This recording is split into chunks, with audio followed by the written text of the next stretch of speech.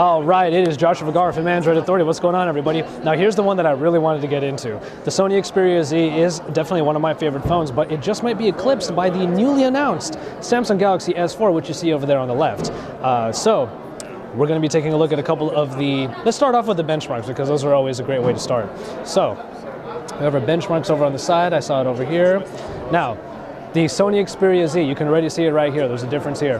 The Samsung Xperia Z was the first phone that I have ever personally used that broke the 20,000 barrier in Antutu benchmark. But look at the Samsung Galaxy S4. You got 25,900 on there. That is an incredible score, and it's the highest one that I've ever seen happen right before my eyes.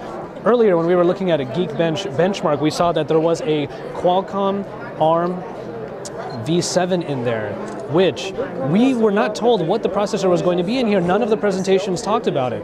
A Qualcomm ARM V7 at 1.89 gigahertz. That's a pretty powerful chip indeed, and it is really powering what is shaping up to be one of the most powerful Android phones on the market, and it's going to be.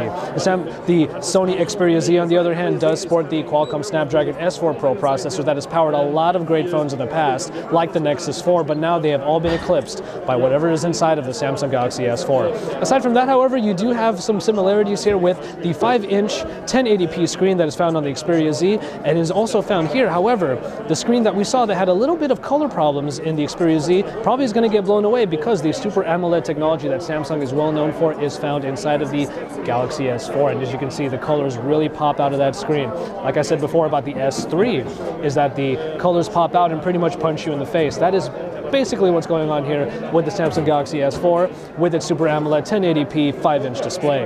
Aside from that, however, you're going to see that the form factor is a little bit different on the Xperia Z. You do have a more angular, rectangular design on here versus the usual pebble rounded design of the Samsung phones. The thickness is actually quite comparable, as the Xperia Z and the Galaxy S4 are very, very close, but I will say that at 130 grams, the S4 is definitely a lot light. Well, not a lot, but it definitely is noticeable how much lighter it is. It's very easy to use. It's very easy to have in the hand because it's very light. It's very nimble, I should say.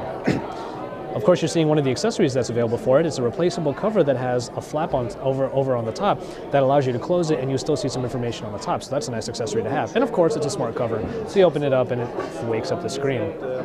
So a couple last things about this. I will say that the 2330 battery that's found in the Sony Xperia Z does do a decent job, but you get 2600 inside of the Samsung Galaxy S4. One other thing that you should know is that the back of the Samsung Galaxy S4, as you can tell, because there's a new cover on it, it's removable, which means that the battery is removable, which means the battery is replaceable. That's something that the that's something that the Sony Xperia Z cannot say, because of course it is a unibody design. You cannot take the battery out, and you're kind of stuck with what you got.